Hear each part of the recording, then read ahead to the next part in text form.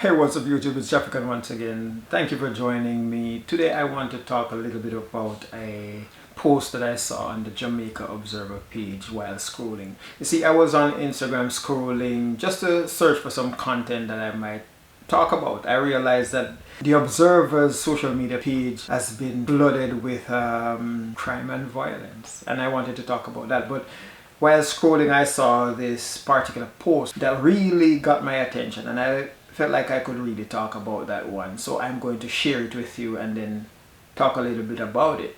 And then you can share your perspective in the comments below. Alright, take a look at this. Jamaica's birth rate continues dramatic fall as population ages. Well, it's a nice way to word it, right? But let me break it down and comment on it a little bit. We know old people don't have kids. And we know that babies don't have kids. And so when they say that the population continues to age, I wonder why don't they just be specific and just say exactly what it is. We know that it's people between 20 and 35 that they're really looking to reproduce and maintain our population. Over that, they consider that to be risky, and then after a certain point it's just impossible, right? Unless of course you are favored by the Lord. Otherwise it's just impossible, and then before then it will be considered irresponsible. So what I think they really should say is that women are choosing to not have a lot of kids, are choosing to not have kids early, or rather choosing to live a little first, right? Or however you might want to put it.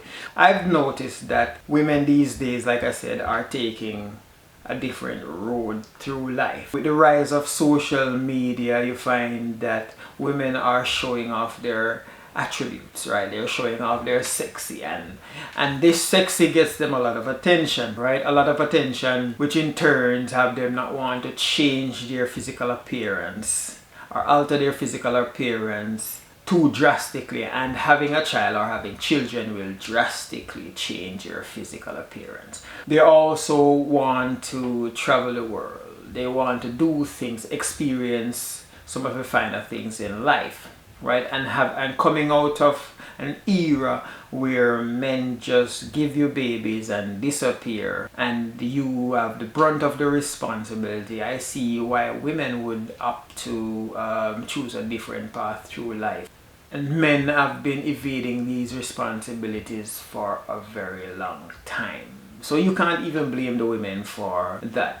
You find that some of them want to get a higher education, and as a result they tend to put family on the back burner or put kids aside until they've achieved what they think they need to accomplish. You find now we're living in a society that everything comes with a price tag, and so women think about it like this: can I afford a child? Can I afford to give a child all that I think a child needs? And when you put all of these together, the answer is a resounding no. And I've decided, a lot of women I should say, have decided in so many words to focus more on themselves and what they can get out of life.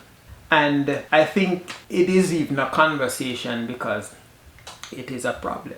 It is a problem, and for those who organize society, for those who determine what society should look like or what they want it to look like and how it should function, they pay attention to these things. An individual won't pay attention to it because it's of no concern to them. But for somebody who's governing a country, running industries and all of that stuff, they will pay attention to these things. It has made the headlines because it is a growing problem.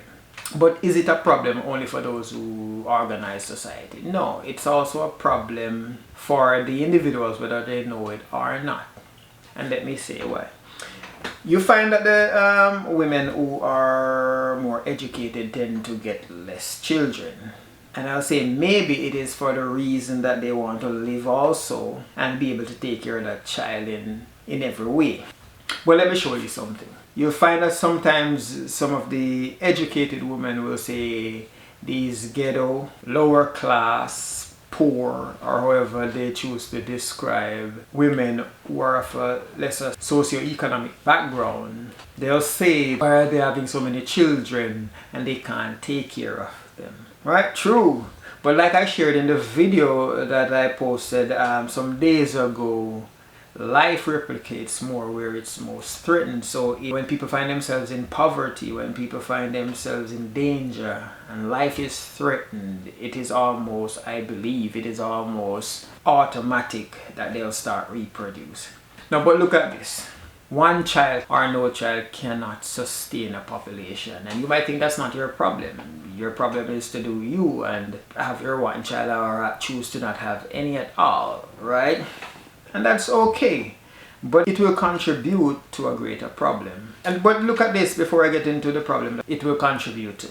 You decide, okay, you're going to create a legacy, but if you don't have anybody to pass on the legacy to, it dies with you, really, in some instances, right? Because you can create a legacy, you can put up infrastructure, start foundation, and it benefits others long after you have passed. So that's a good thing.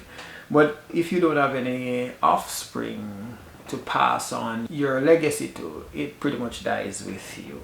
And what you don't know, and you may not have thought about, is that for the so-called ghetto people or poor people who are just having kids here, there, and everywhere, and are depending on the government, what the government will do is tax you to pay for their children, pay for low-income housing, pay for food, pay for resources, because the government knows the country needs people, the economy needs people, the workforce needs people, they just need people.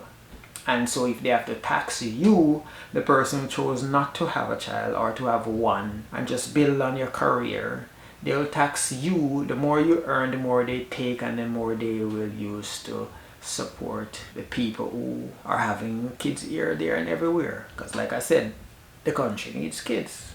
All right, take a look at this image where we have three couples each having one child.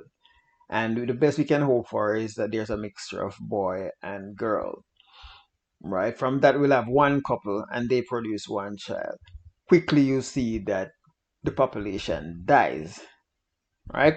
Take a look at this one, however, where there are two couples that have one child and one that has two, right? From that, we have two relationships, and from that they produce one, and we also see where it dies. Even if the three top couples had two children each, and we hope that they are male and female so that they could couple up, it will still not be population growth. You can do it for yourself. Just imagine it and you'll see it still not be population growth. So there you see, if you choose to have none or one, you're basically contributing to population suicide. And another point to note, I feel like if you don't decide to contribute, right, it's almost like paying taxes in a sense, where you pay your taxes and you expect services in return. You can pull from the revenue service and benefit from it because you've contributed, right? Now, a lot of women out here are complaining that there aren't any good men. They don't plan to contribute anybody to the pool. You're not having any kids and you want to have somebody else's child as a partner. Come on. It doesn't work like that. You contribute to the pool and then you pull one from it for yourself. I know I'm focusing mainly on the women these days because women control whether or not kids are born. And if the women are choosing to do other, then the population of Jamaica will continue to decline until something drastic has to be done. I've heard women say that, it's hard to take care of kids, and I know it's true and it's expensive. They want to experience life and they're struggling to take care of one. And I believe in a lot of the cases, we are not taking a look at the bigger picture. We are not being very resourceful, right? Some woman will want to make sure everything comes from her paycheck. Like, check out the needs of the child. You have much more at your disposal than you think. And I know I'm not speaking for every woman, because some women are living in countries that they don't even have backyards. Some women are raising kids, taking care of themselves in a apartment complex and don't even have space to do anything else but sleep, right? So I know I can't speak for every. But for those who live in the island and in in and in countries with yard space or land space. I know you do a little bit of gardening, and the community lifestyle pretty much subsidize the cost of raising a child, right? For those of you in such a situation, you could share with others and let them know that it is possible, and you might not struggle as much as you think, right? If you be very resourceful.